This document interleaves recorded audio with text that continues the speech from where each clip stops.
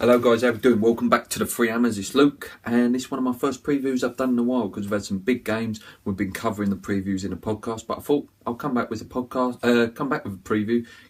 Keep the channel going, give you some content because you guys have been brilliant. Hit a good number now, great numbers on Twitter.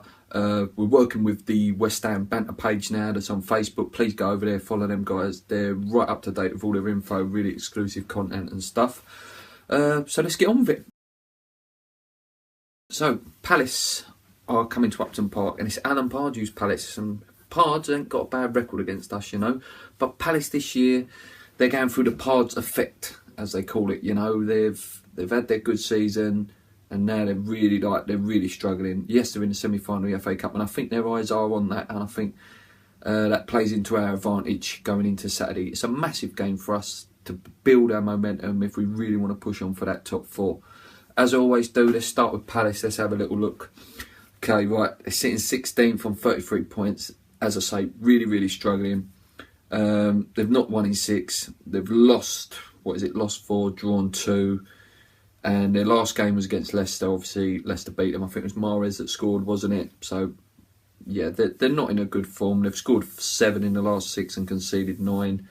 So, yeah, I think their league form is just horrendous, but the old saying is come down to Upton Park and get a win. Maybe not so much this year. Best home form in Europe, apparently, according to Lee from our channel. So let's hope it continues. At Selhurst Park this year, we won 3-1.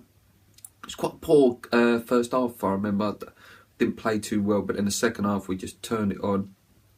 Jenkinson and Cresswell, and I remember Pat sort of announced himself in that game, didn't he? He scored a lovely goal. I think he went clean through and he did the fake, didn't he, with the foot, and did a lovely chip on the 94th minute. Great game, great goal, the start of our progress. Upton Park last year, we lost 3-1 to them. Goals from Valencia, I think Glenn Murray scored for them. Poor game for us last year, but that was just I think it was like back end of last year when we were just on a bit of just get rid of Allardyce mode, weren't we? Their threats, their strengths, obviously, Cabaye pulls all the strings of that team, was linked with West Ham. Lovely player, great free kick. He's their top goal scorer with 6 goals.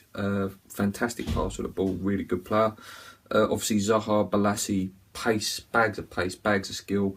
Be a real test for Cresswell and whoever's playing right back for us, whether it's Tompkins or Byram comes back in, or even Antonio has to fill in there again. Eddie Bayor has not scored for him yet, which worries me, because we all know, again, another old sort of thing. Come down to West Ham, get your first goal for your club. So if I was a betting man, I wouldn't mind chucking a little fiver on Eddie Bayor's first goal scorer. Weaknesses, guys, weakness for Palaces. As I say, I think they've got one eye on the semi-final of the FA Cup now. I think they'll start shirking a few tackles. I don't know, they still could get dragged in that relegation, just about. But yeah, I think semi-finals their priority now. I assume Pards will want to go all the way now to the final. West Ham, we sit 5th, 50 points.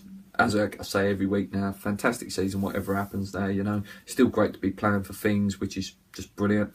Our last game, the 2-2 controversial with Chelsea, could have been so much better. If we would have won, where would we be now? Do you know what I mean? We fear no one now. Our form's amazing compared to Palace. It was nice to see Tompkins and Collins get a run out in the Noble Testimonial. Obviously, nothing too stressful, but just nice.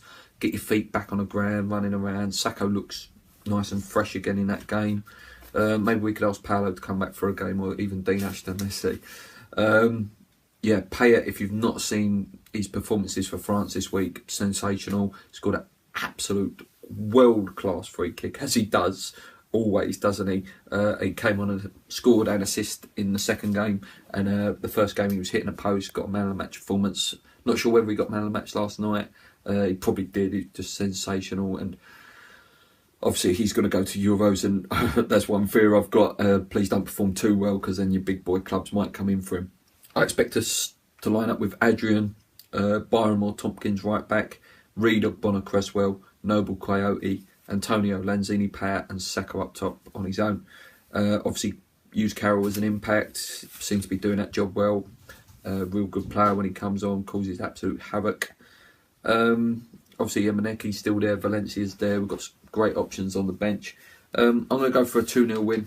I think we can turn them over. I think this is a different West Ham from the years gone by where we would use this game and lose it. You know, this year I think we've got big things planned.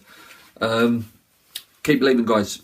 Podcast going out, so check the podcast out. Please subscribe, share our stuff. As I say, check out West Ham Banter page. Real good guys over there. Keep believing. Let's go.